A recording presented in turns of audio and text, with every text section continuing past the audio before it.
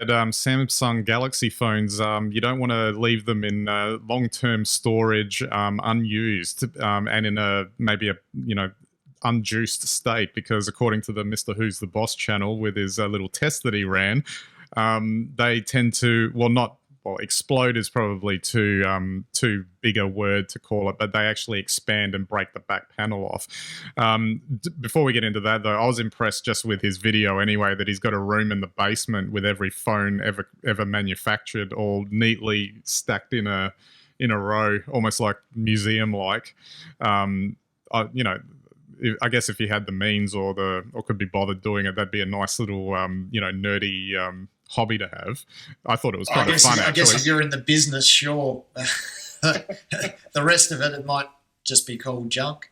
Yeah, absolutely. Well, I mean, it's interesting though that what the key takeaway, I guess, is from his video was that it was particularly the Samsung models where this was occurring, which I'm not going to speculate on all the technical reasons as to why that is, other than if none of his other model phones that he had on hand were doing it, there must be something wrong in the manufacturing process, or the whatever it is that Samsung's using for their batteries.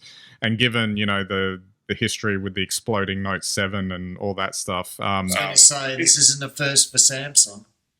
it's a concern, isn't it? Like, wouldn't you like second guess buying a Samsung phone? Like, I know that it would have to be in long term storage and not being used and all that. Like in a day to day usage situation, it's, well, we hope it's not going to happen. We haven't heard any reports of it happening, but you'd have to question whether you'd actually, if something like that could happen, why would you buy them? Well, it's a good point you make. I mean, we've had over the years, and this goes a bit broader than Samsung, but a number of brands where, particularly laptops, where the laptops have lost shape due to the batteries expanding and warping the casing. So, batteries are a huge issue, especially as everyone tries to go for more storage now, and they develop probably more cutting edge technologies in terms of batteries, and we don't quite know how it's going to go. And of course, none of the testing involves just storing them without charge. So this is something that I guess you only find out when you've got a collection of old phones. Well, and again, I think he kind of acknowledges this in his video, that this is kind of an extreme kind of niche thing, because he's a YouTuber. He reviews tech for a living, so it makes sense that he's got 1,000 phones in his basement, that because he's had to review every model that's ever come out.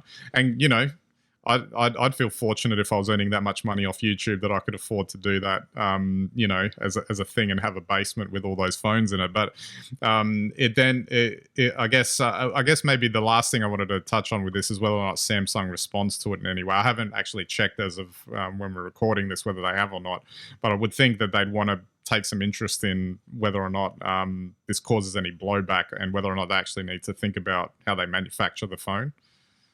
I think that's a good point. I mean, I guess as a bit of an Apple person, I've always found Samsung's quality dubious. And, I think I've always been of the mindset that if you buy a Samsung phone, it's probably for the duration of your initial contract. So I don't know, is this, it might not be an issue if you're someone who just upgrades every couple of years and doesn't really think about the phone or recycles it. It's probably not an issue, but goes to show that you probably don't want to keep these phones for much longer than that initial contract.